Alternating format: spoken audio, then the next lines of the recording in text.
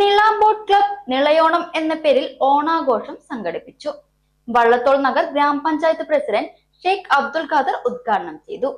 കലയും പുഴയും കായികവും കൈകോർക്കുന്ന തൃശൂർ ജില്ലയിലെ ചെറുതുരുത്തിയുടെ ഭാരതപ്പുഴ കടവിലാണ് നിള ബോട്ട് ക്ലബ് വിനോദത്തിന്റെ അതിരില്ലാ നിമിഷങ്ങൾ സമ്മാനിച്ച് ടൂറിസ്റ്റുകളെ ആകർഷിച്ചത്.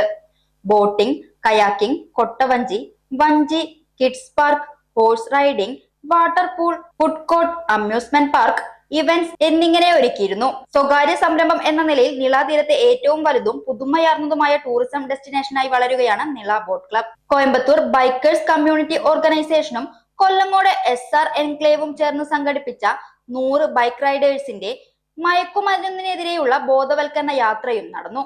പരിപാടിയുടെ ഉദ്ഘാടനം വള്ളത്തോൾ നഗർ ഗ്രാമപഞ്ചായത്ത് പ്രസിഡന്റ് ഷെയ്ഖ് അബ്ദുൽ ഖാദർ നിർവഹിച്ചു. ലോകപ്രശസ്തമായ കലാമണ്ഡലവും മറ്റിടങ്ങളെല്ലാം ഒത്തുചേരുന്ന ഒരു നിളയുടെ തീരമാണ് വള്ളത്തോൾ നഗർ ഗ്രാമപഞ്ചായത്ത്.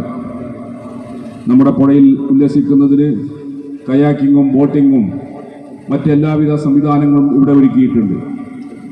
ഇനിയും ഒട്ടേറെ സംവിധാനങ്ങൾ ഇവിടെ എത്തിച്ചേരാനുമുണ്ട്.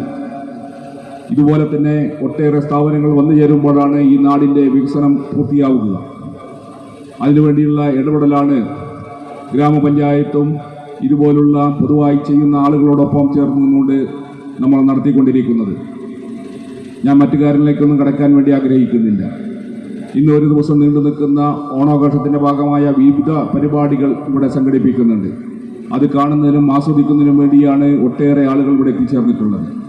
ഞാൻ മറ്റു കാര്യങ്ങളിലേക്കൊന്നും കടക്കാതെ തന്നെ നിങ്ങളുടെ ഓണാഘോഷത്തിൻ്റെ ഭാഗമായി സംഘടിപ്പിച്ച നിള ബോട്ട് ക്ലബിൻ്റെ 1ാം വാർഷികത്തിൻ്റെ ഭാഗമായി നടക്കുന്ന ഈ പരിപാടി നിങ്ങളുടെ എല്ലാം അനുവാദത്തോടുകൂടി ചുരുങ്ങിയ വാക്കിൽ ഔപചാരികമായി ഉദ്ഘാടനം ചെയ്തായി അറിയിച്ചുകൊണ്ട് ഞാൻ എളിയ വാക്കുകൾ അവസാനിപ്പിക്കുന്നു. നിങ്ങൾക്ക് എല്ലാവർക്കും എൻ്റെ നമസ്കാരം.